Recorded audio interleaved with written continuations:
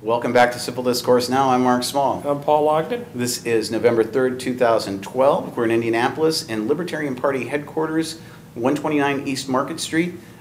This is not a reflection that the show is endorsing the Libertarian Party in any way, but we want to say the Libertarian Party has been gracious and polite and nice enough to allow us to shoot here. And they've got some great candidates running for statewide office and also national office. And it's our honor and pleasure to have as guest here. First two segments, this is the third now, is Judge Jim Gray, candidate for Vice President of the United States, Libertarian Party. Welcome, Jim. And thank you. Or Judge, I got to call you Judge. You can call me Hey You, that's what they say at home. Had a question. The fact is, I believe in the current year, we are borrowing 40 cents of every dollar spent by the federal government.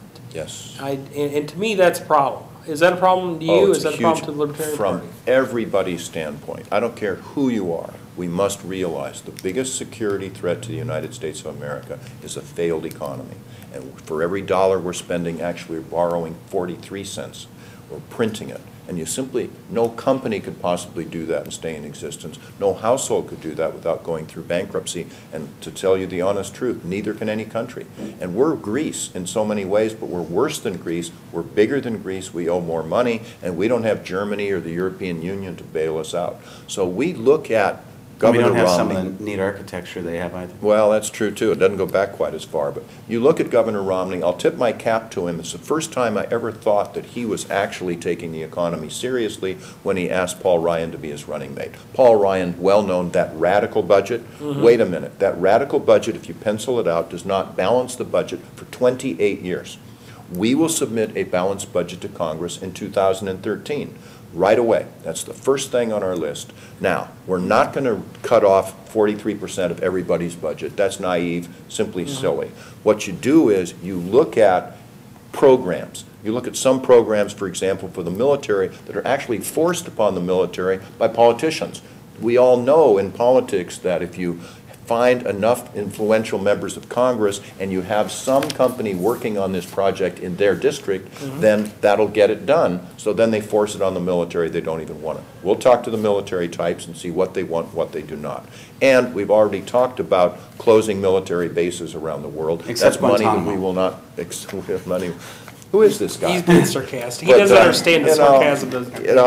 Is that what you call it? But at any rate, we've got to stop these military conflicts. And then you start looking at entire agencies. We will have a budget of the entire federal government using generally accepted accounting principles. Never happened before.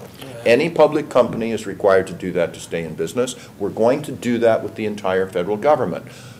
Pentagon says, oh no, not us, national security. We're not going to give away any national secrets, but even of the Pentagon.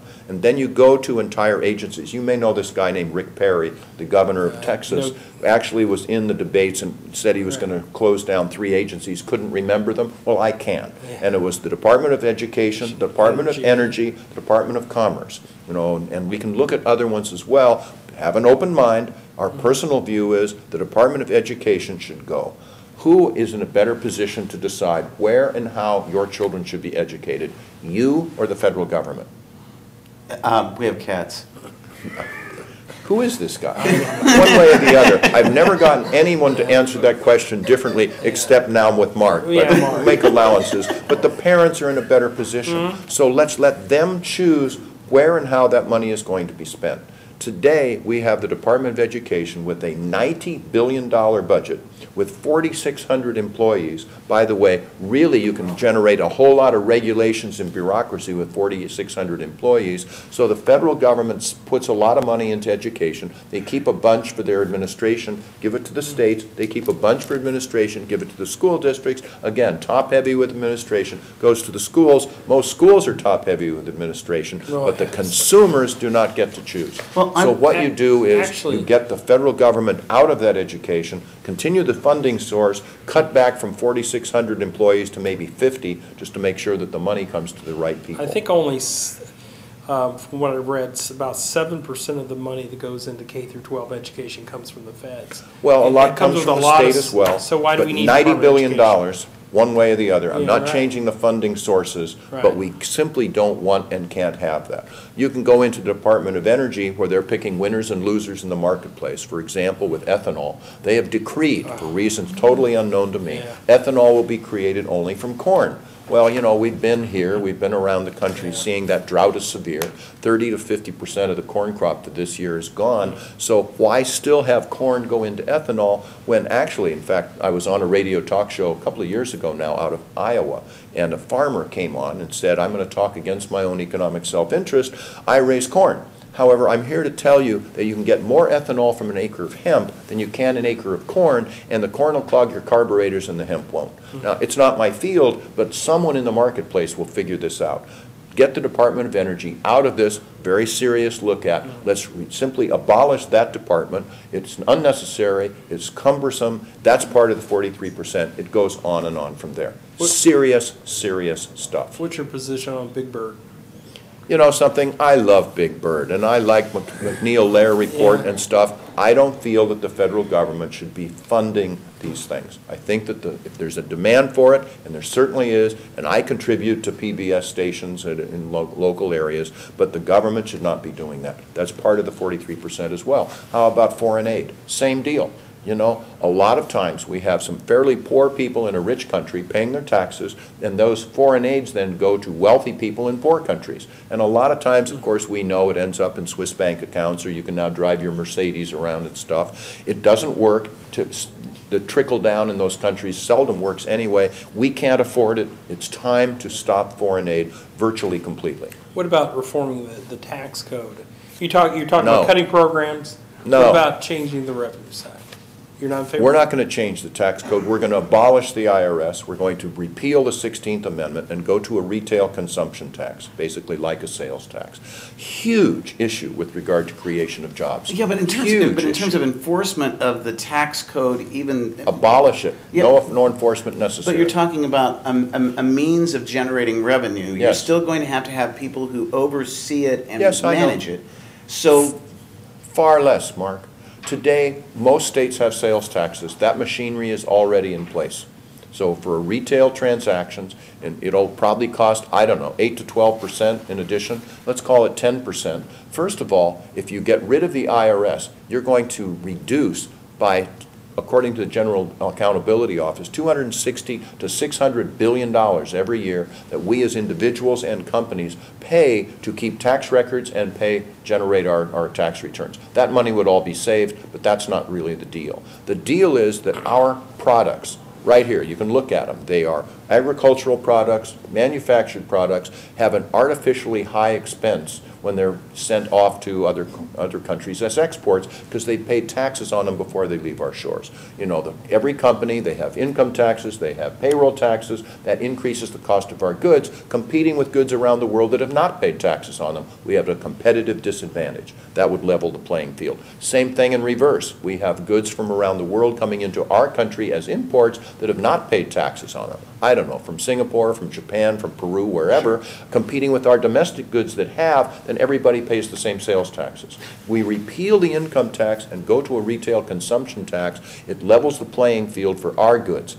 I was next to a man on a plane recently, flying, I don't remember where. And he was an executive from Nike, you know, the shoe manufacturer. We were discussing this. He looked at me. His eyes literally got big, and he said, Judge Gray, I've never thought of this before, but if we were to repeal the income tax, most companies would bring their manufacturing back to the United States of America. You're talking about a reverse outsourcing. You're talking millions and millions of jobs, stimulate our economy beyond belief, and really make our goods more competitive. in terms of this, it works as a sales tax, though, Yes. and that's inherently regressive. Okay, good for you, and that's a problem.